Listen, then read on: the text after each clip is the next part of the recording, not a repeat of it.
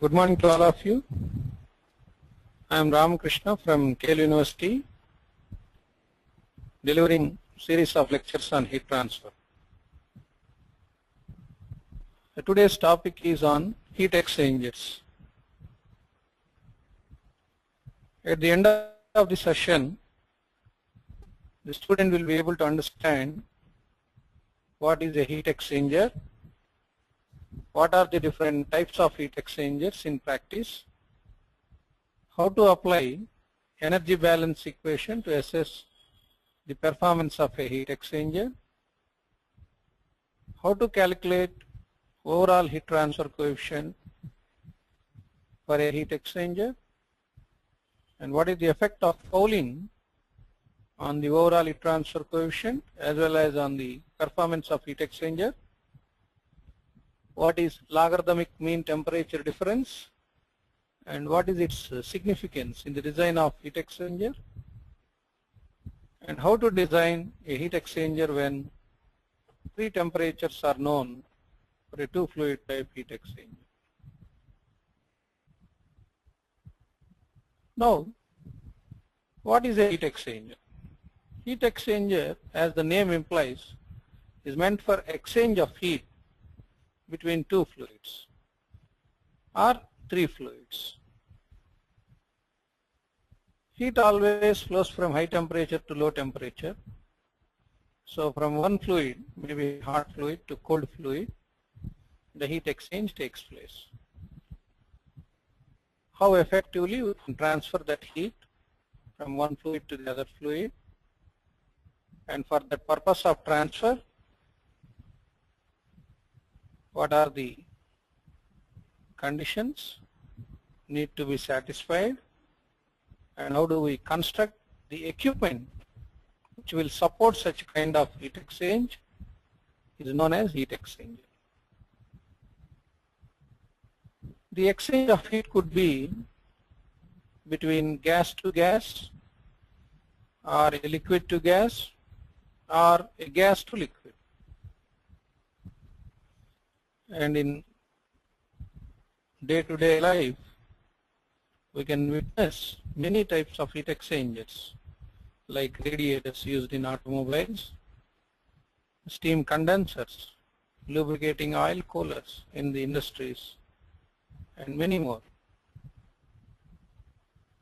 So when there are so many types of heat exchangers available or in practice, how to classify them? The general or broad classification of heat exchangers is based on the type of fluid. As I said, whether it is a liquid to liquid heat exchanger, or gas to gas heat exchanger, or liquid to liquid heat exchanger. For example, in a lubricating oil cooler, the hot lubricating oil, a liquid, is cooled by using cold water in a diesel generator set. So it is a liquid to liquid heat exchanger. In the regenerator of a gas turbine power plant, the hot exhaust gases are used to cool the incoming air into the furnace. Or in case of a steam power plant, an air preheater is used to extract heat energy from flue gases to the incoming air into the furnace. So it is air to air or gas to gas heat exchanger. The radiator of an automobile, where the hot water is cooled for recirculation into the engine again by using cold atmospheric air, it is a gas to liquid heat exchanger. So heat exchangers are classified based on the type of fluid and the type of flow. Parallel flow, that means when both the fluids are moving in the same plane in parallel to one another in the same direction. Counterflow, same plane but moving in different directions. Cross flow, perpendicular to one another, two different planes, one plane perpendicular to the other, etc. Number of fluids, 2 fluid heat exchanger, 3 fluid heat exchanger. Suppose in the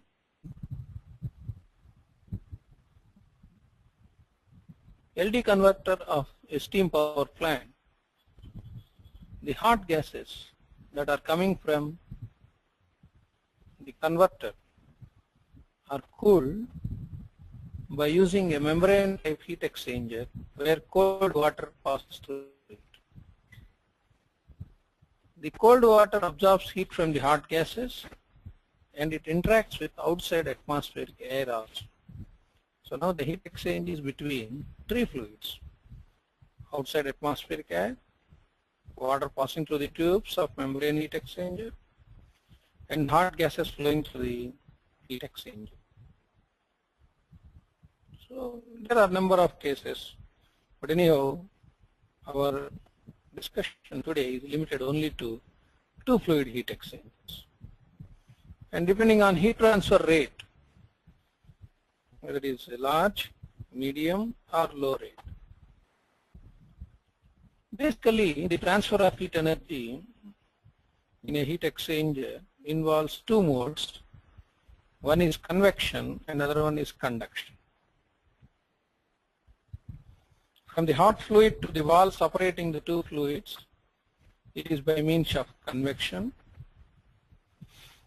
and through the wall it is by means of conduction.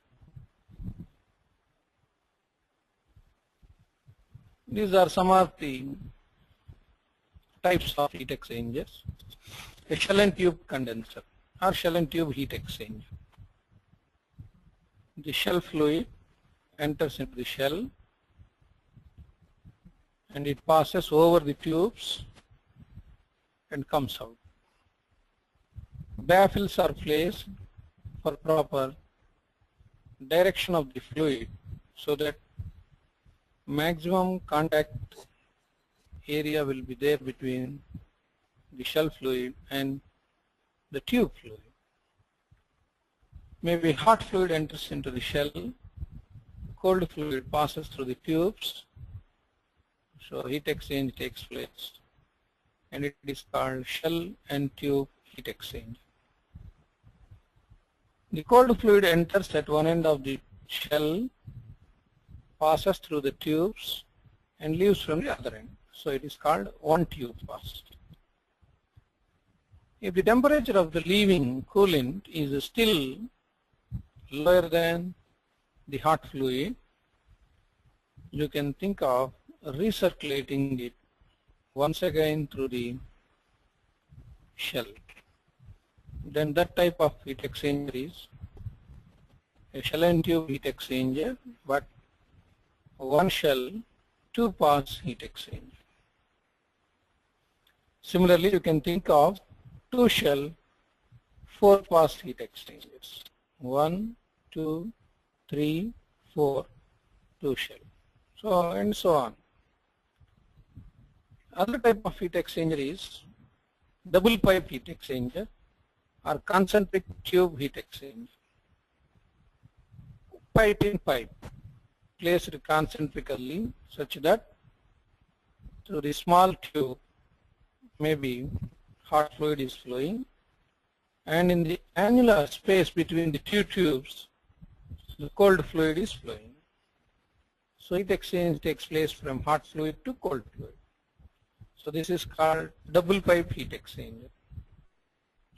In this case, the direction of flow of cold fluid and hot fluid is same, hence it is a parallel flow heat exchanger. Instead, if the cold fluid enters from the other direction, both fluids move opposite to one another, and in such a case it is called counter flow heat exchanger. This is the general constructing features of a shell and tube heat exchanger. You can see the shell,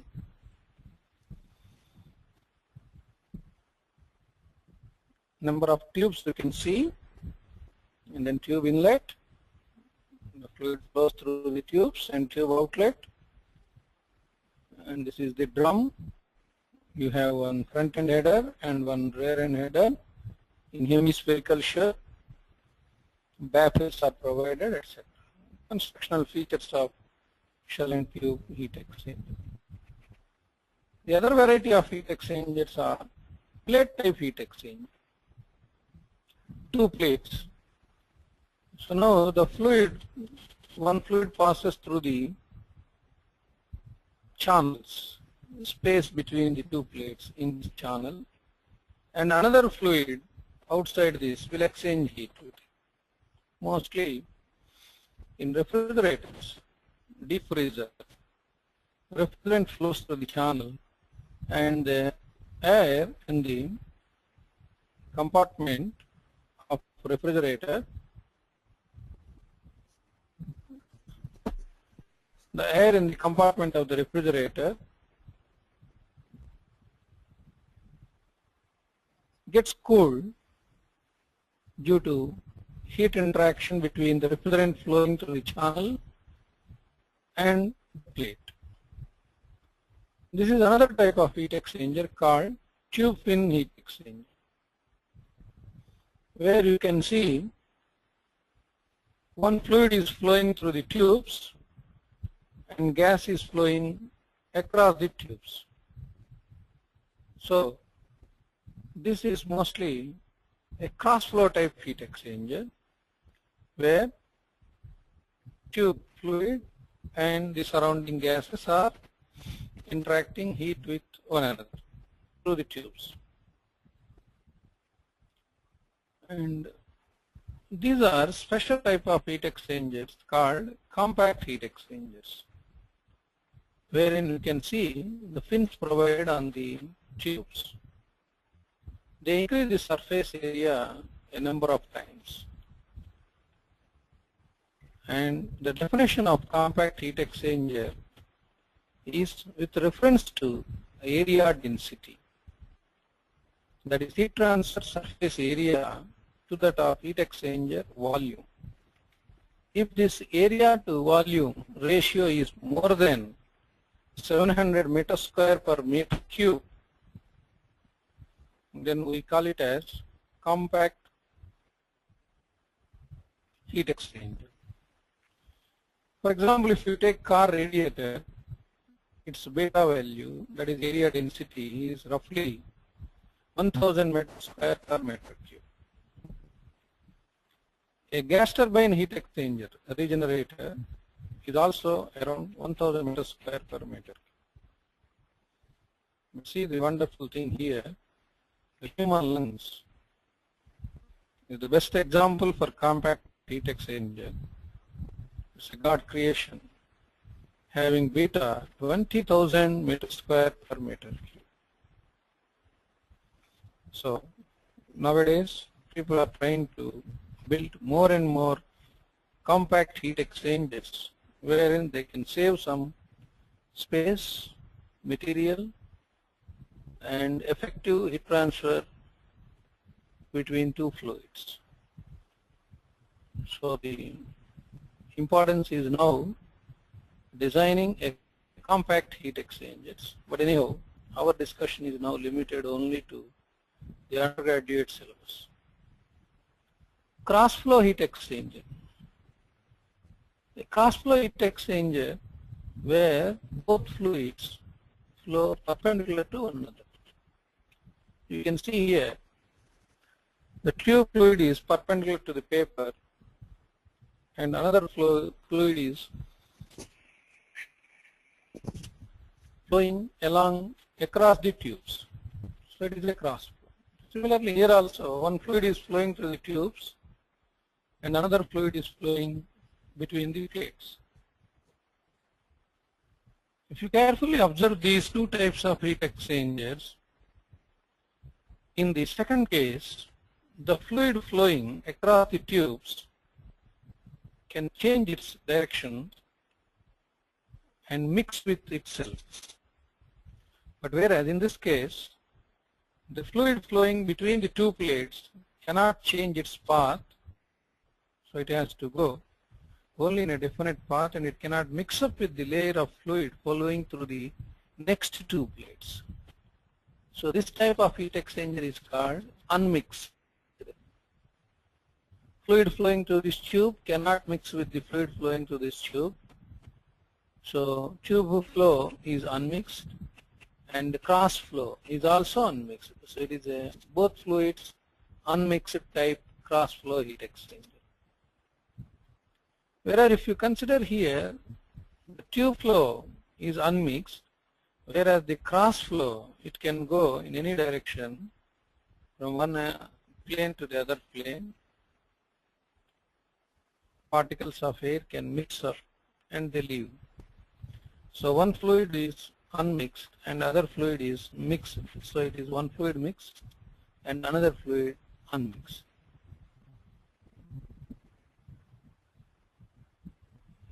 Generally, for all the purpose of design of heat exchanger, analysis of heat exchanger, we assume it as a double pipe heat exchanger, as shown in this figure. Hot fluid flows inside the small tube, and in the annular space, cold fluid flows. Thereby, heat exchange takes place between hot fluid and cold fluid. If you observe here, both hot fluid and cold fluid are moving in the same direction, so it is a parallel flow heat exchanger. Whereas here, hot fluid is going in positive x direction, but cold fluid, which enters, moves in the opposite direction of hot fluid and comes out. So this is a counterflow. Both are examples for double pipe heat exchangers or pipe-in-pipe type heat exchangers. While hot fluid is flowing through the tube, its temperature gradually decreases. The same in the cold fluid enters, and while it is flowing, its temperature gradually increases. Maximum cold fluid can reach the temperature of hot fluid exit 1, or minimum hot fluid temperature that is attainable is outlet of cold fluid temperature. Please remember, these two curves will never intersect each other. If they intersect, the hot fluid is becoming cold fluid and cold fluid is becoming hot fluid, which indicates the violation of second law of thermodynamics. So it cannot flow itself from cold body to hot body. Now in the counterflow direction, if you see, hot fluid enters at, say, left side, passes through the heat exchanger and leaves from the right side. So while it is flowing, the temperature gradually drops. The cold fluid enters on the other direction. Hot fluid is entering at left, but cold fluid is entering at the right. While passing through the heat exchanger, it passes opposite to the direction of hot fluid, and thereby in the path the temperature of the cold fluid gradually increases. So that kind of heat exchanger is called counterflow heat exchanger. Whether it is parallel flow or counterflow, as per the law of conservation of energy,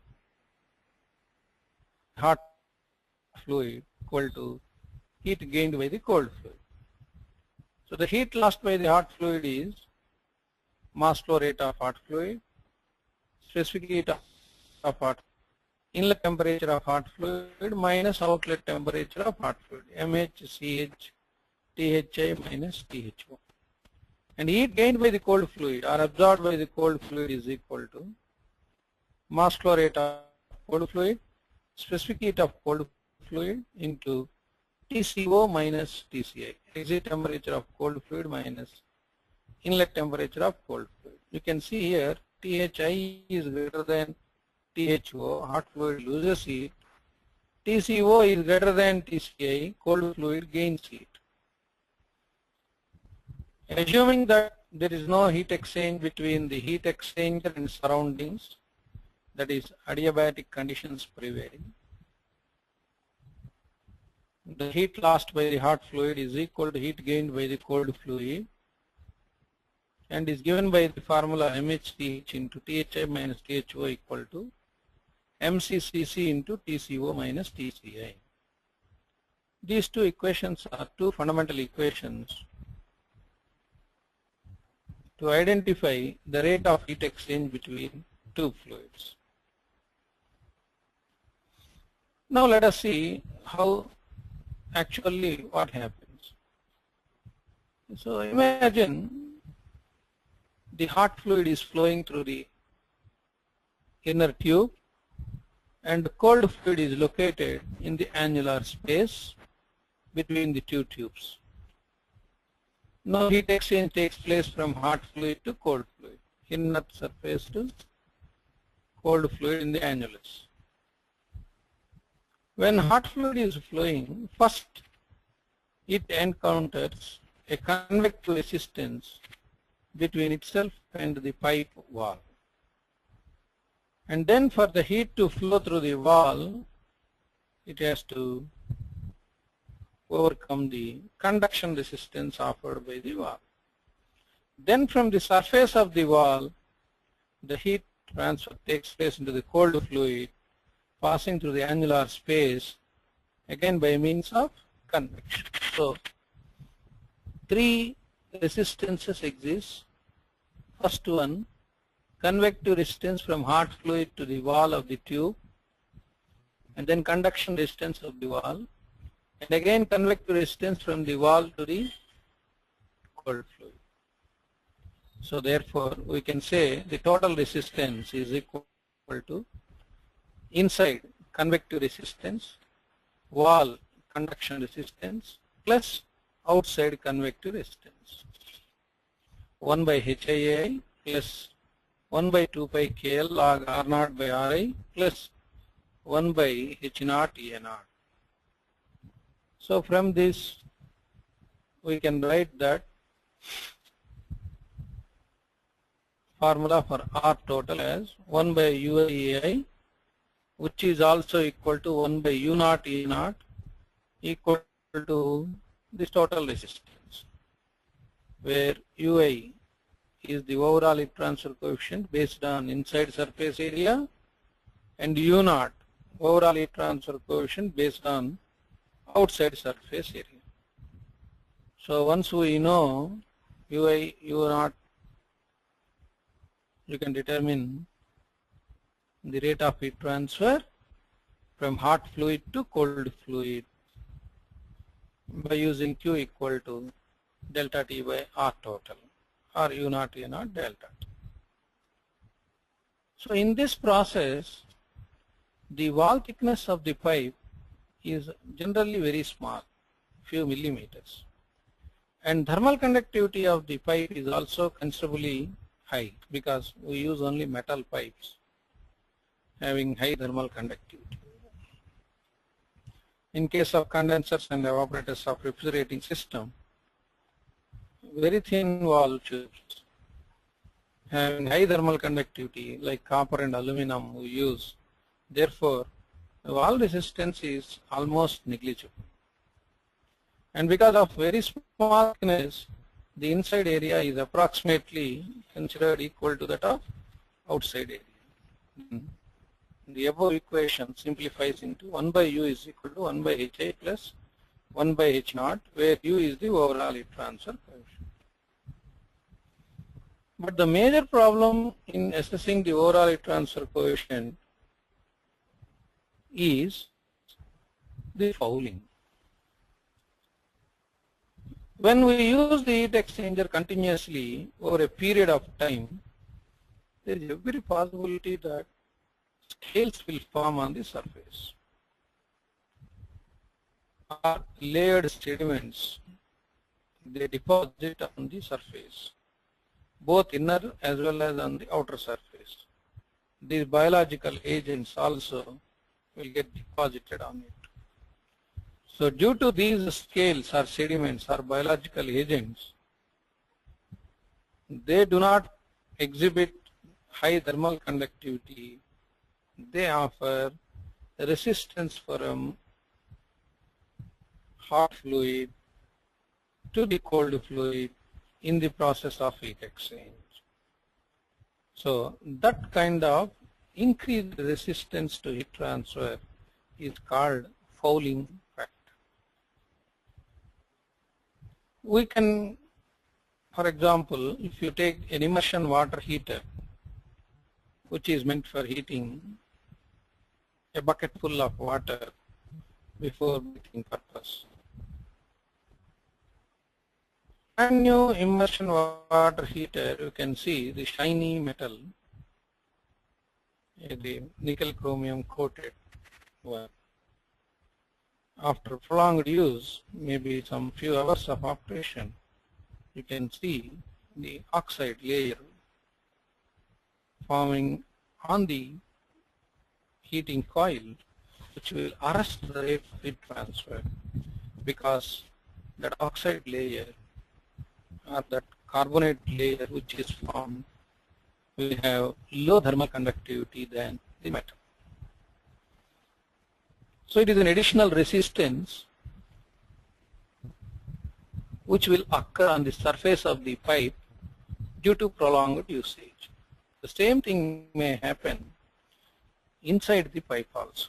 So altogether, in addition to the three resistances which we have seen, we have two more fouling resistances, one inside the pipe and one outside the pipe. And to overcome these fouling resistances, the only solution is periodic cleaning.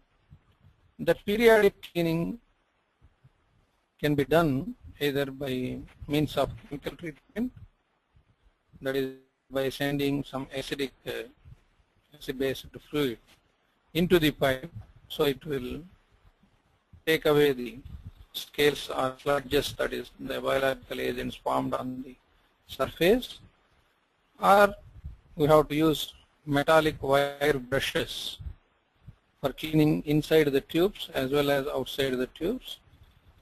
But it is a tedious process because each and every tube we have to clean, and it takes a lot of time. The other method for cleaning is rough spherical balls along with high pressure water are sent into the tubes. So these balls under turbulent condition, when they are moving inside the tube, they erode the scales or sediments or these biological agents that are deposited inside the tube. That is another method. But anyhow, the periodic cleaning is nothing but downtime. The heat exchanger will not function during the process of cleaning, and it is a penalty to the industry. So frequent cleaning is also not advisable because it may even sometimes reduce the strength of base material also. But anyhow, after certain hours of operation, cleaning is essential, otherwise the fouling factors goes on increases. So anyhow, coming to the fouling, if you consider that fouling also, the heat transfer R total 1 by UIAI is equal to 1 by U naught A naught is now inside convective resistance plus inside fouling resistance plus conduction resistance of the pipe wall plus outside fouling resistance plus convective resistance. So AI is pi DIL and A naught is pi D naught L. The typical fouling factor for different fluids are given in this table. See, the most important thing is the fouling factors are generally mentioned in meter square Kelvin per watt, that is the unit. So if you look here in the equation 1 by U, 1 by HIAI, 1 by U naught A naught. 1 by HIAI is, unit is, this is watt per meter square Kelvin into meter square watt per Kelvin, reciprocal Kelvin per watt. So the next fouling resistance which I am going to add should be also in Kelvin per watt. So for that purpose, the fouling factor value given is divided with the respective area. Rf0 by A0, Rfi by A. So this is Kelvin per watt. This is also in Kelvin per watt. This is also in Kelvin per watt, and this is also in Kelvin per watt. The homogeneity should not get disturbed. We can observe that the maximum fouling resistance is for fuel oil, and of course, and the above 50 degrees centigrade, the seawater has also got high fouling factor. Refrigerants, they exhibit a fouling factor of 0.304.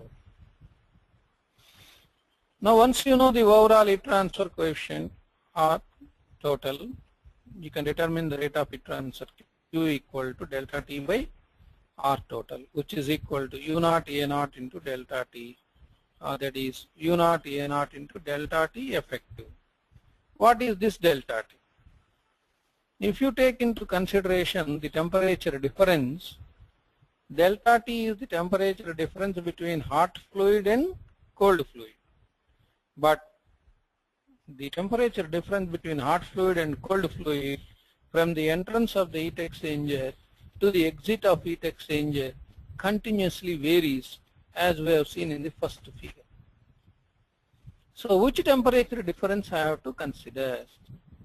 That temperature difference between the two fluids is effective temperature difference. What is that effective temperature difference I have to consider, and what is that? We will see in the next pages, the derivation for effective temperature difference between hot fluid and cold fluid.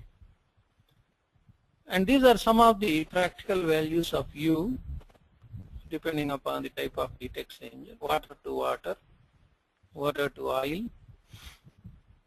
In gas to gas, we can see the overall heat transfer coefficient is very low, and water to air in fin tubes, water cooled like in radiator, is between 30 to 100, etc. Steam to air, etc. So general range of U values for different types of heat exchangers. So coming to the design of a heat exchanger, we have two basic methods. One is logarithmic mean temperature difference correction factor approach. This method is useful if we know the inlet temperatures and at least one outlet temperature of the fluids. Therefore, you can calculate the effective temperature difference, mass flow rate, overall heat transfer coefficients, etc. Then we will calculate the size of heat exchanger. Why it is called LMTD method, we will see a little later. Logarithmic mean temperature difference method. And another method is effective number of transfer units approach. Effectiveness number of transfer units approach. This method is useful only when we are aware of inlet temperatures. Only two temperatures are known. And of course, the type and size of the heat exchanger is known. You have to calculate the outlet temperatures and load on the heat exchanger. So anyhow, in these two methods, we assume that it is a steady flow, kinetic energy, potential energy changes are neglected, the properties of the fluids remain constant, and there no heat loss to the surroundings, and heat transfer coefficient we assume is constant over the entire length. Now let us see what is that effective temperature difference called logarithmic mean temperature difference. At the end of the derivation, you will understand why it is called LMTD. Consider a parallel flow arrangement. The hot fluid enters with a temperature Thi and leaves at a temperature Tho. The cold fluid enters at Tci and leaves at Tco. If you carefully observe, the temperature difference in the beginning is large as we proceed along the length of the heat exchanger, the temperature difference between hot fluid and cold fluid gradually decreases. So in the equation Q equal to UA delta T, which delta T I have to consider? Whether the temperature difference at the beginning or temperature difference at the end. That is the criteria. Let us see. For that purpose, what I will do is, I will consider an elemental area dA, at which point the temperature of the hot fluid is TH and the temperature of the cold fluid is TC. Now this TH, strictly speaking, on the left hand side it is TH and on the right hand side it is TH minus DTH, the temperature difference DTH. The TH minus DTH is approximately equal to TH. So I am neglecting that DTH for overall assessment. Similarly, the cold fluid at this point is TC, and as it moves along the length of the heat exchanger, the TC increases by delta TC or DTC. So therefore, here also the same concept. The DTC is so small that TC plus DTC is approximately equal to TC. But anyhow, remember, the hot fluid is subjected to a temperature drop in this small segment, an amount of DTH. The cold fluid is subjected to a temperature rise of DTC in this small incremental step. Now let us write the heat transfer for this incremental area. dQ is equal to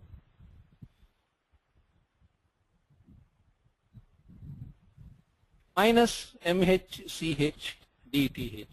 The negative sign is because in the positive x direction the temperature is gradually decreasing. So it is minus mHCH dTH. Next, dQ, the same, the heat lost by this hot fluid is equal to heat gained by the cold fluid. dQ is equal to mCCC dTC. This is positive. And the other equation is dQ is equal to overall heat transfer coefficient U and the area dA into TH minus TC. So these are the three fundamental equations for this elemental segment. And overall, if you see, Q is equal to MHCH THI minus THO, and the Q here with reference to cold fluid is MCCC TCO minus TCI. Now take derivative of TH minus TC equal to DTH minus DTC. And this DTH here, DTH is replaced with minus dQ by MHCH, and this DTC is replaced by dQ by MCCC. Both are minus. So take dQ common, you will get minus 1 by MHCH minus 1 by MCCC. So derivative of TH minus TC is equal to dQ. dQ means UdA TH minus TC, bring it here, into minus 1 by MHCH minus 1 by MCCC. Now derivative of TH minus TC by TH minus TC is equal to UdA into, in the place of MHCH, I will write this equation. MHCH is equal to Q by THI minus THO, or 1 by MHCH is equal to THI minus TH naught by Q. That is what is written, minus THI minus TH naught by Q minus, in the place of MCCC or 1 by MCCC, I will write TC naught minus TCI by Q.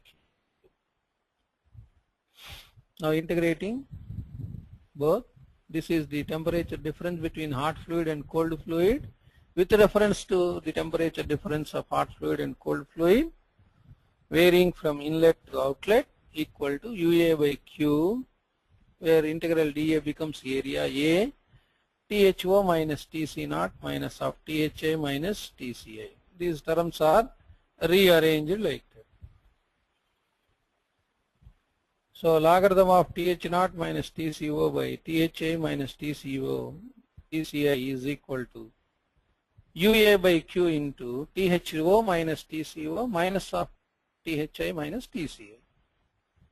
So I can write Q equal to UA THO minus TCO minus of THI minus TCI by logarithm of THO minus TCO by THI minus TCI.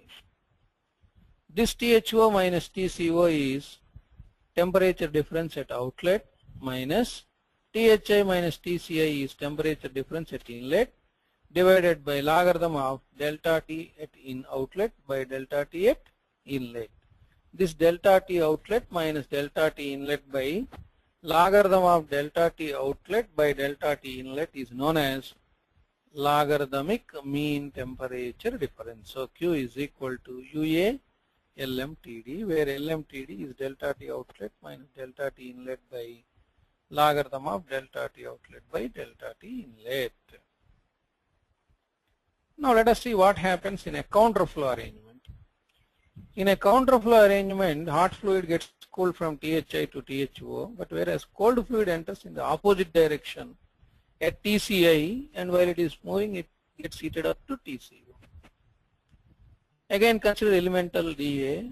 The hot fluid is subjected to a temperature drop of dTH. Cold fluid in the opposite direction is subjected to a temperature rise of dTc. Now let us look at it. dQ is equal to minus mccc dTc. I'm sorry, the C is missing here. mccc dTc. Why minus sign? Because if you take the positive x direction, even for the cold fluid also there is a drop in temperature. So mccc dTc with negative sign. And dQ mHch minus dTH. Again same analysis. Now dQ is also equal to UdA TH minus TC. Therefore, we can write the general expression for Q.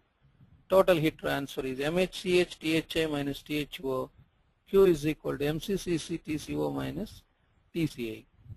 Now differential of TH minus TC is equal to TH minus DTC, which is also equal to minus dQ by mHch plus dQ by mccc. So in the place of dTH, I have substituted minus dQ by mHch. In the place of dTc, we have substituted minus of dQ by mccc. Minus minus becomes plus, which is equal to dQ into minus 1 by mHch plus 1 by mccc. So now this mHch and mccc I have to write in terms of total heat transfer and delta T. So 1 by mHch is THI minus TH naught by Q, and 1 by mccc is TCO minus TCI by Q. So therefore the derivative of TH minus TC is becoming U dA of TH minus TC into this one. So it can be rewritten as dTH minus TC by TH minus TC equal to UdA by Q. I will rearrange the temperature terms here as THO minus TCI by minus of THI minus TCO. Why I have written in this form? Because if you look at this diagram, the temperature difference at the beginning is THI minus TCO. And temperature difference at the outlet is THO minus TCI. So the THO minus TCI is kept here. So if you carefully look, again by integration, you will get UA by Q into THO minus TQC, TCO minus THI minus TCI, and that becomes logarithm of THO minus TCI by THI minus TCO. See here, again the integration is between inlet temperature difference to outlet temperature difference. With reference to TH minus TC, the inlet temperature difference is THI minus TCO. So that is why we use logarithm of THI minus TCO. Our temperature difference is THO minus TCI equal to UA by Q into THO minus TCO minus THI minus TCI. Therefore, you can also write Q equal to UA, again delta T outlet minus delta T inlet by logarithm of delta T outlet by delta T inlet. So this leads to another, the same Q equal to UA LMTD equation, where LMTD is again, see, if you carefully observe whether it is a parallel flow heat exchanger or counter flow heat exchanger, the expression for LMTD is same. Delta T at outlet minus delta T at inlet by logarithm of delta T at outlet by delta T at inlet. But what is the delta T at outlet and what is the delta T at inlet? We have to draw the variation of temperature along the length of the heat exchanger and identify. A few examples if you take, you will understand all this. And another important point is LMTD for counter flow is always greater than LMTD for parallel. So therefore, because of large surface area, large value of LMTD, A is equal to Q by U LMTD. So as LMTD increases, for the same rate of Q, the area goes on decreases.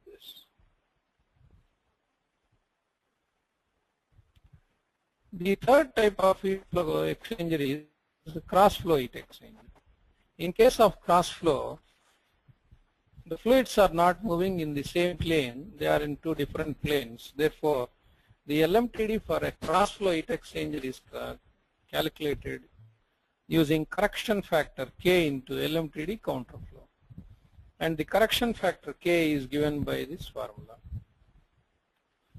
where R is equal to THI minus THO by TCO minus TCI, and the P is in this equation TCO minus TCI by THMI minus TCI. So knowing R and P, you can determine the value of K. So once you know the K value, you can determine the LMTD for cross flow heat exchanger. So therefore, the equation for cross flow can be written as UA correction factor into LMTD of counter flow. See, for example, how to calculate P, a few figures are given. This is P, TCO minus TCI by THI minus TCA, and R is THI minus THO by TCO minus TCI. So the x-axis represents different values of P, and these curves are for different values of R. By knowing P and R, we can move on to the left-hand y-axis, from where you will get the correction factor. And these type of correction factor figures are drawn for different heat exchangers. For example, this is 1 shell 2 tube pass, 2 shell 4 tube pass, and then both fluids unmixed cross flow, both fluids unmixed cross flow, and single pass one fluid, and in this case it is with one fluid mixed and other fluid unmixed, etc. So the three fundamental equations we have seen in the heat exchanger chapter are: one is Q equal to MHCH, delta T of hot fluid. Other one is Q equal to MCCC, delta T of cold fluid. And third equation is Q equal to UA LMTD, where LMTD is the effective temperature difference between hot fluid and cold fluid in a heat exchanger.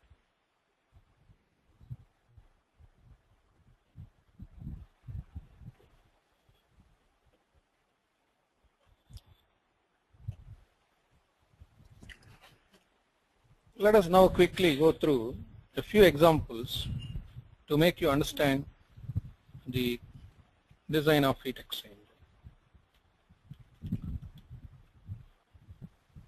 In a lubricating oil cooler, hot oil flowing at the rate of 2000 kg per hour is cooled from 100 to 60 using cold water at 10 degrees flowing at the rate of 1500 kg per hour.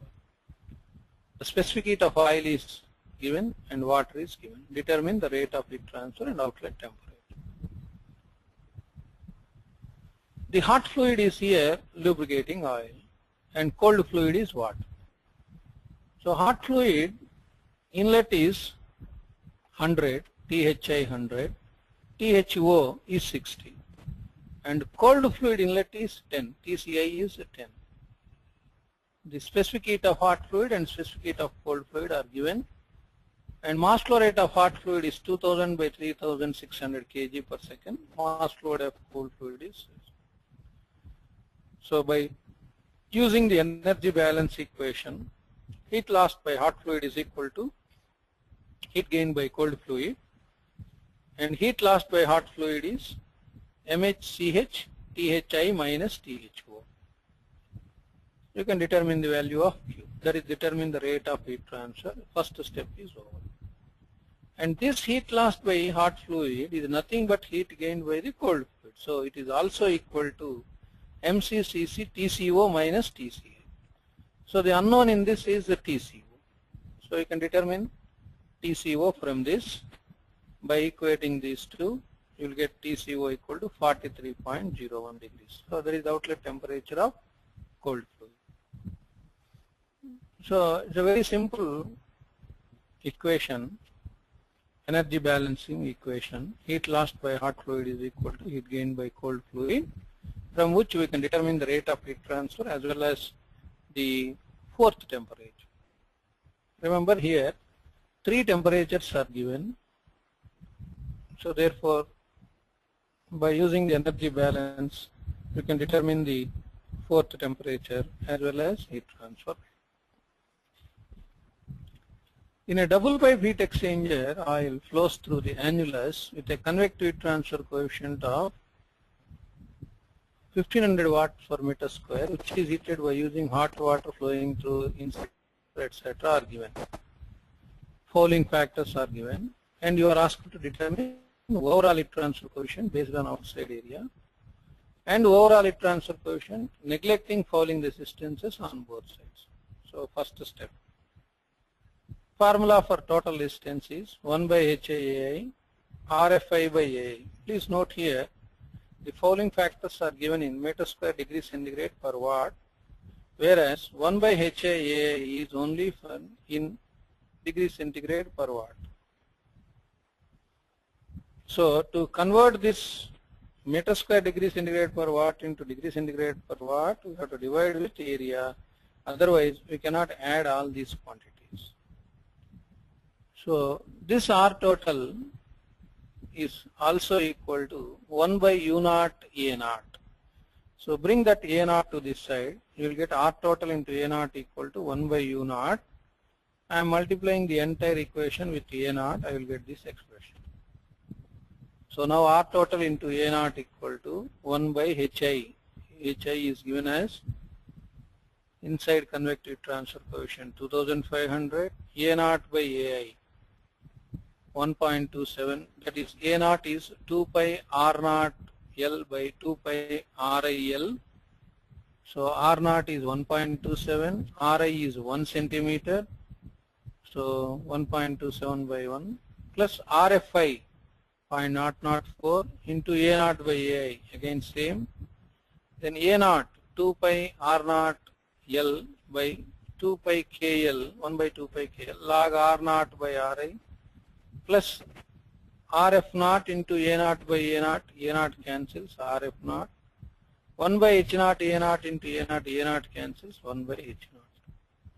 So you will get R total into area is 2.5927 into 10 power minus 3 meter square Kelvin per watt, or U naught is 1 by A naught R total is 385.7 watt per meter square Kelvin. Now neglect the fouling factor. When you neglect the fouling factor, you will have only 3 resistances: convective resistance, conduction resistance, and again convective effective resistance. Therefore, the formula is simplified. R total into A naught equal to 1 by HI A naught by AI plus A naught by 2 pi KL log R naught by Ri plus 1 by H naught. Now substitute the values given. LL of course gets cancelled as in the last case. You will get U naught equal to 844.03, whereas the U naught with the fouling is 385. Almost 50% the overall heat transfer coefficient value is reduced, more than that. You can observe it. So that means the area of the heat exchanger becomes double when you consider the fouling factors.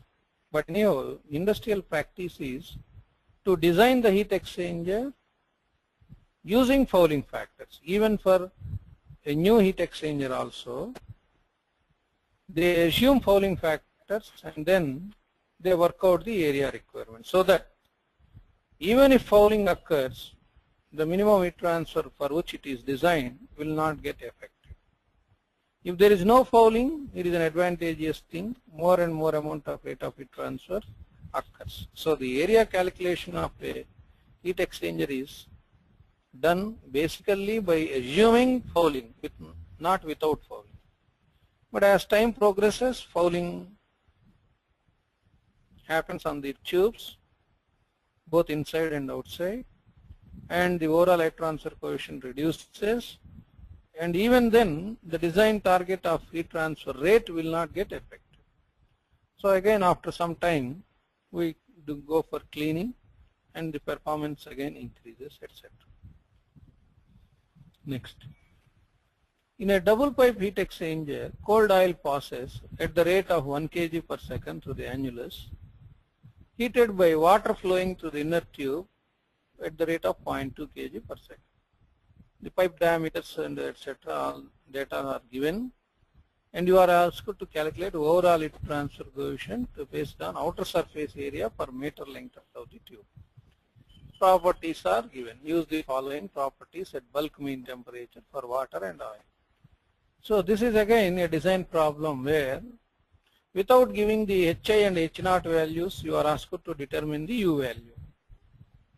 So to determine that inside heat transfer coefficient, we have to use the retest boiler correlation. So for example, first to find the HI, water side, mass flow rate is given 0.2 kg per second, which is rho AV. From this you can get the velocity of fluid flow. And now based on this velocity, we calculate the Reynolds number, VCI by nu, 34,536 turbulent flow. And Prandtl number is given as 2.6.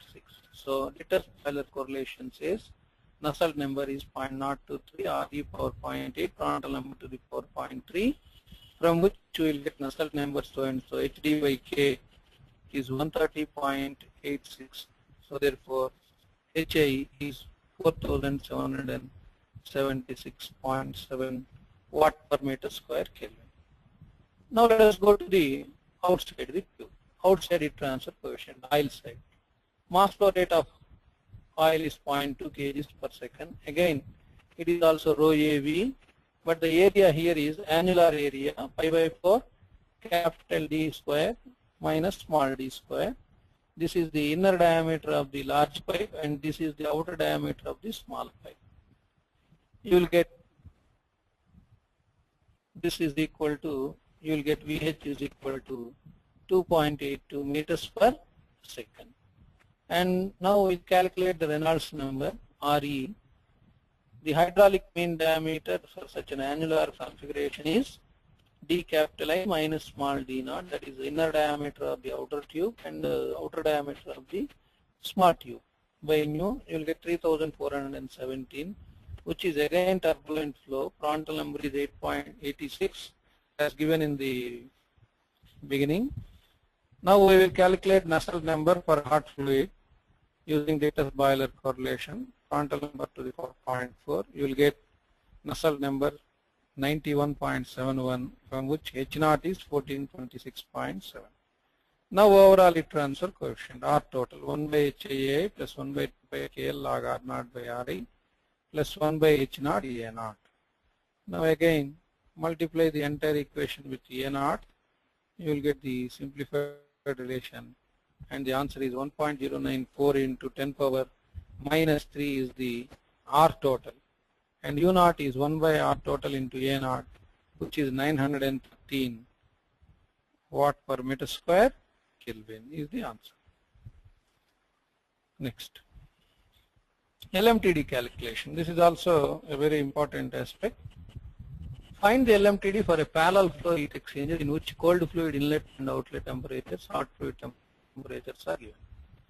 So TCI is 30, TCO is 60, THI is 120, THO is 90. Draw the figure. This is THI 120, 90, 30, 60. Delta T at inlet is 90, delta T at outlet is 30. Now LMTD is equal to delta T inlet minus delta T outlet by logarithm of delta Ti by delta T outlet. You will get 54.61. Next, a counterflow heat exchanger. This is parallel flow in which 4 temperatures are given. Now cold fluid inlet is 40, outlet is 100. Hot fluid inlet is 130, outlet is 50. You can see now in the parallel flow heat exchanger, the cold fluid can reach maximum outlet temperature of hot fluid, which is limited. Whereas in a counterflow heat exchanger, the cold fluid can reach maximum up to inlet temperature of hot fluid. You see, it goes beyond 50. If you look at the curve, you will understand. This you can see here. Hot fluid enters at 130, leaves at 50. Cold fluid enters at 40, leaves at 100. So more than this. Then the temperature difference at inlet is 30, at outlet is 10. So LMTD is 30 minus 10 by logarithm of 30 by 10, which is equal to 18.2. And another interesting case is, suppose the heat exchanger is having same specific heats and mass flow rates. So MHCH, delta TH, MCCC, delta TC. MHCH and MCCC are same, delta TH and delta TC will be also same. Or maybe inlet temperature difference and outlet temperature differences are also same. So in such a case, logarithmic mean temperature difference is delta T1 or delta T2, which is a constant. This problem will explain the concept of it. See carefully. Hot fluid enters at 110, leaves at 50.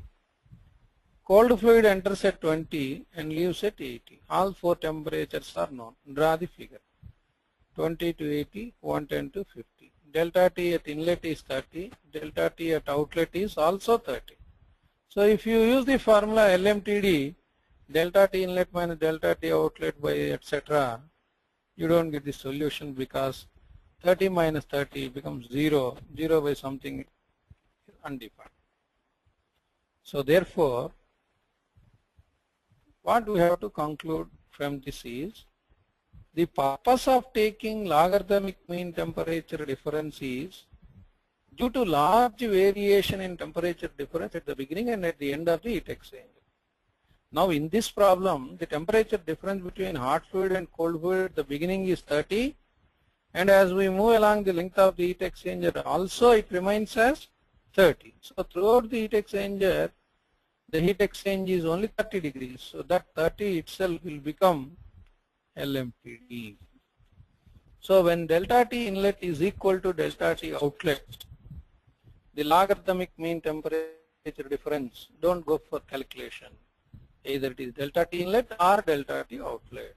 Or we can say the logarithmic mean temperature difference will be the arithmetic temperature difference, delta Ti plus delta To by 2, that is either delta Ti or delta To. That is the concept we have to use. Next, suppose when one of the fluid is condensing or evaporating, then for example in a steam condenser, steam is the hot fluid condensing, During condensation, temperature will not change. Cold fluid water, its temperature increases. Similarly, hot fluid, it condenses. Cold fluid, hot fluid temperature varies, and the cold fluid, say refrigerant, in case of an evaporator, where it boils and converts into vapor. Or in case of a steam power plant boiler, steam, saturated steam forms from saturated water, whereas hot gases are cooled from high temperature to low temperature. So in any case, in the condensation or boiling or evaporation, one temperature remains constant, only the other temperature will change. During boiling or condensation, we know that the specific heat of a substance tends to infinite, therefore delta T tends to 0. So we can use the formula Q MHCH delta TH or MCCC delta T. Let us have a look at this problem related to parallel flow or counter flow heat exchangers. A condenser R12 condenses at 35. So THI is equal to TH0 equal to 35. Cold fluid is heated from 25 to 30. So this is the figure, 35 constant, 25 to 30. You are asked to determine the LMTD for parallel flow, counter flow and cross flow. Let us first consider parallel flow. You can see the direction, both are moving in the same. Delta T inlet 10, delta T outlet 5. So LMTD is 10 minus 5 by log 10 by 5, 7.21. Counter flow. Steam is flowing in the same direction, but water enters at the other end. It flows from 25 to 30. So now the difference at the exit is 10 and at the entrance is 5. So again, the LMTD is equal to 5 minus 10 by logarithm of 5 by 10, 7.21. See, whether it is parallel flow or counter flow, the difference remains the same at the inlet and outlet. Now let us have a look at cross flow. We know for cross flow LMTD is correction factor into LMTD counter flow. So go to those graphs which I have displayed earlier. Calculate R. R is 0 and calculate P 0.5. So for R0 and P 0.5, the correction factor is 1. Hence LMTD cross flow is also equal to 7.123.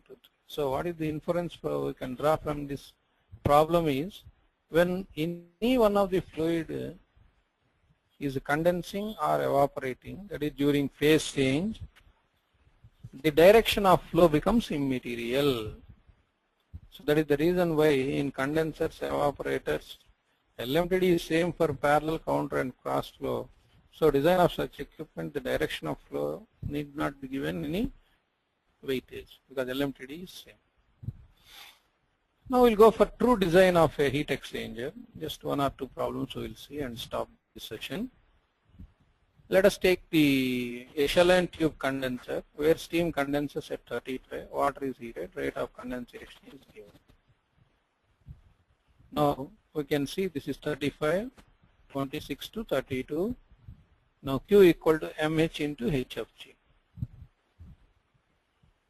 Mass flow rate of steam is 0.25 kg per second, and the latent heat of steam at 35 degrees centigrade, you have to extract from the steam tables, that is roughly 2400 kilojoules per kg, which is equal to 600 kilowatts.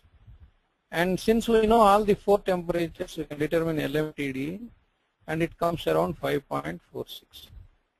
Now Q is equal to 600 kilowatts is equal to U0 A0 into LMTD, thereby you will get A0 73.2 meters square, which is nothing but pi D0 L into N.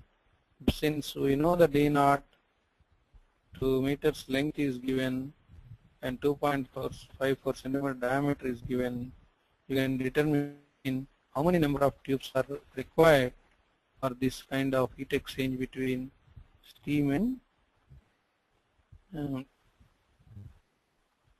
the water that is flowing inside the tubes. So this is a design problem. Next one, a multi-pass heat exchanger, 2 passes on shell side and 4 passes on tube side, 2 shell, 4 tube, is designed for cooling the oil. Oil is passed through the tubes and cooled from 134 to 53. Cold water is heated from 14 to 32. So you are asked to determine Q. HI, H0, K, etc. are given. So first you have to determine the overall heat transfer coefficient, that is 1 by U0 A0 equal to this 1 by HIA plus 1 by H0 A0 plus 1 resistance is given, 1 by HF0 into A0, 1 fouling factor is given.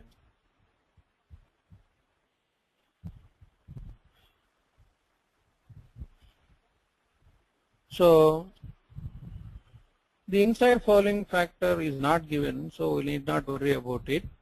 So depending upon the fouling that is given on outside, we have to consider, I think, okay. So therefore 1 by U0 is equal to 1 by HI D0 by DI, that is A0 by AI is D0 by DI, and 1 by H0 plus 1 by HF0. So by substituting the values given in the problem, we will get the value of overall heat transfer coefficient as 176.3 watt per meter square Kelvin. See, H0 is given, HI is given, scaling on water side is given, HF0, and we know D0 and DI, the diameter of the tubes are given, 2 meter and 2.5. You can easily calculate. Now you can draw the figure like this, 134 to 53, that is hot fluid, 14 to 32 is cold fluid. So you can determine immediately the LMTD. That comes around 65.5. Now once you know U0 and LMTD, because it is a multi-pass heat exchanger, 2 shell 4 pass, take the correction factor, you will get LMTD for the 2 shell 4 pass as 63.456. And the area is pi d not L into N into number of passes. So number of passes are 4, 74.14 meters square. And the Q is U0 A0 LMTD 856.42 kilowatts. This is calculation of heat exchanger based on LMTD method. A counterflow double pipe heat exchanger is to heat water from so and so is given. Go through that data. Again here also Q is equal to MCP delta T, you will get 301, which is also equal to MCP delta T for the geothermal water, from which you will get the outlet temperature. Once we know the 4 temperatures, you can determine delta T at inlet and delta T at outlet, and you can calculate the logarithmic mean temperature difference as 92 degrees centigrade, and Q equal to UA delta T, from which you can calculate the surface area. And the formula for surface area is pi dl, from which we can determine L is equal to 108 meters. Now earlier we have seen certain questions, the concept questions are asked on unsteady state 39 to 47. The answers for those questions projected earlier in the unsteady state conduction 39 to 47 are presented in this section from these 3-4 pages. Please go through and you will get the clarity, because the answers are given with full explanation. And now related to this heat exchanger, try to answer these questions before we take up the next session. When a heat exchanger is classified as being compact, do you think a double pipe heat exchanger can become classified as a compact heat exchanger? How does a cross-flow heat exchanger differ from counterflow? What is the difference between mixed and unmixed fluids in cross-flow? What are the heat transfer mechanisms involved during heat transfer from the hot to the cold fluid? Under what conditions the thermal resistance of the tube in heat exchanger is negligible?